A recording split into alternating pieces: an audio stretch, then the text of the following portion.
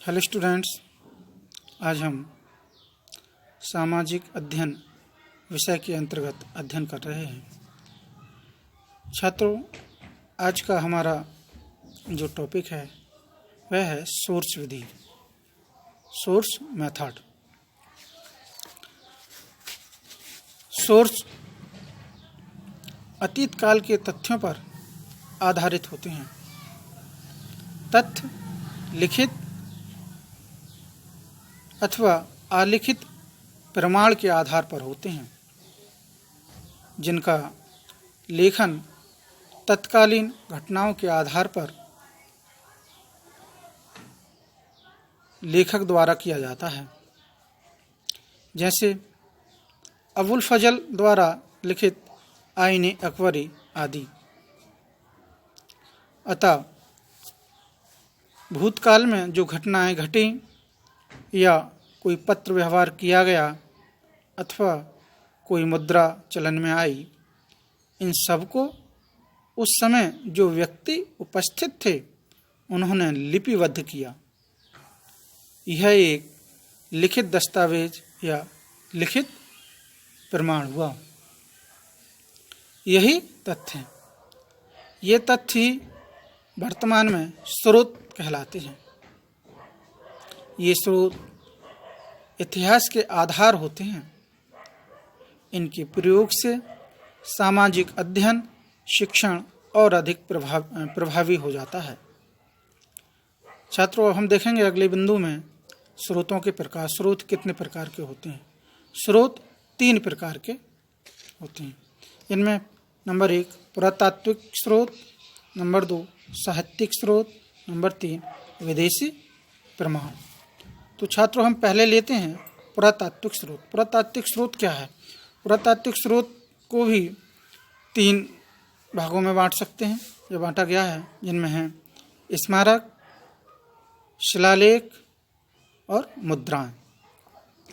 तो स्मारक में कौन सी क्या क्या आती हैं? ये वो स्रोत हैं जो अनेक स्थानों पर खोज करके खुदाई में प्राप्त होते हैं, जिनमें बर्तन, मूर्तियाँ, भवनों के अवशेष तथा अन्य विविध वस्तुएं आदि आते हैं, जिन्हें स्मारक स्रोत कहते हैं। ठीक है।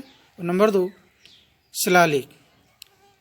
ये शिलालेख पत्थरों पर लिखे हुए होते हैं, जिनमें उस समय के शासकों द्वारा किए गए विविध कार्यों का वर्णन होता है।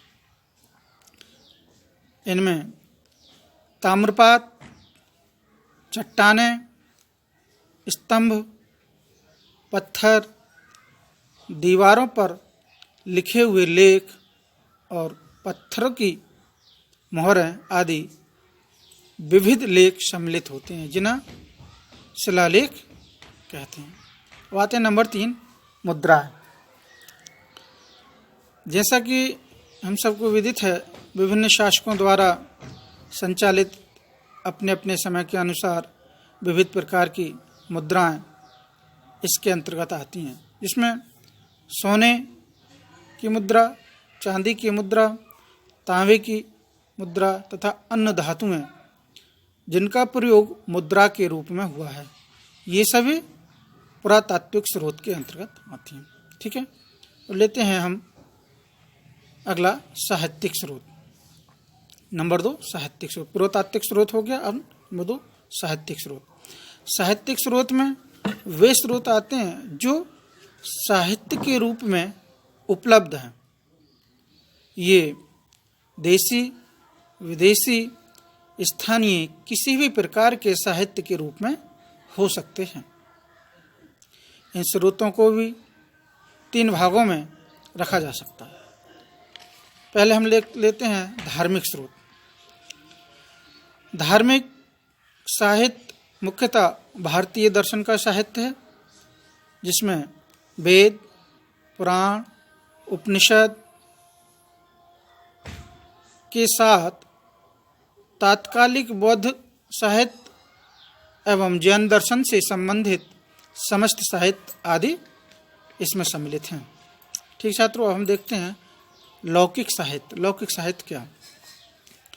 लौकिक साहित्य में निजी साहित्य और सरकारी साहित्य, कौन सा? निजी साहित्य और सरकारी साहित्य सम्मिलित है।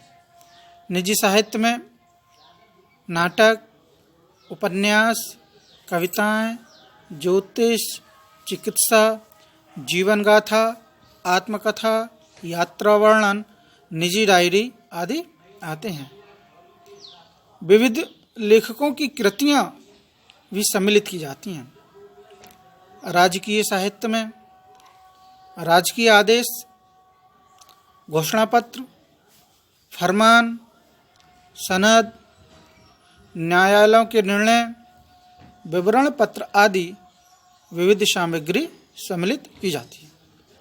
लेते हैं नंबर 3, विदेशी प्रमाण। विदेशी प्रमाण के विदेशी प्रमाण के अंतर्गत भारत में आने वाले जितने भी विदेशी विद्वान रहे हैं, जिन्होंने अपने यात्रा वर्णन लिखे हैं, ये प्रमाण पुरातात्विक स्रोत के रूप में उपयोग किए जाते हैं। भारत में आने वाले विदेशी यात्री फाहियान, हैंसांग, मेगास्थनीज, इत्सिंग आदि हैं। इन्होंने अपने यात्रा वर्णन स्वयं लिखे हैं, जो स्वयं में एक प्रमाण है। एक दूसरे स्थान पर, या यूं कहें, हम ऐसे भी कह सकते हैं, स्रोतों का प्राथमिक और द्वितीयक स्रोत के रूप में भी विभाजन किया जा सकता है। प्राथमिक स्रोत जिन्हें प्रत्यक्षदर्शियों द्वारा तैयार किया जाता है, इनमें आत्मकथाएं, संधि पत्र, आज्ञा पत्र आदि। इन्हें मौलिक या प्राथमिक स्रोत भी कहते हैं। द्वितीयक में या सहायक स्रोत में वे स्रोत हैं जिन्हें प्राथमिक स्रोत के आधार पर तैयार किया जाता है। ठीक है। अब हम छात्रों देखते हैं अगले बिंदु में स्रोत के कुछ गुण।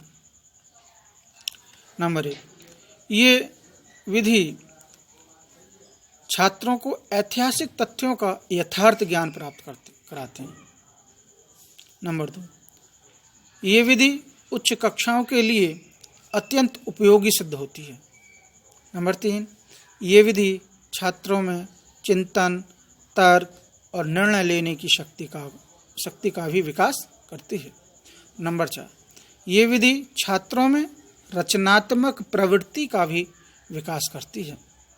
नंबर 5, ये विधि सामूहिक रूप से कार्य करने के लिए प्रेरित करती है। और नंबर 6, इस विधि से छात्रों के पूर्व ज्ञान में भी वृद्धि होती है। ठीक है छात्रों, अब हम देखते हैं इस स्रोत विधि के कुछ दोष भी हैं। दोषों के बारे में भी मैं वर्णन करता हूँ। नंबर 1, ये विधि समस्त पाठ्यचर्या को पूर्ण करने में सक्षम नहीं होती। नंबर 2, ये विधि स्रोत के अविश्वसनीय होने पर लाभप्रद नहीं है। नंबर 3, इस विधि में समय की मितव्ययता का अभाव है। और नंबर 4, सभी स्रोतों की भाषा समझना बहुत कठिन है।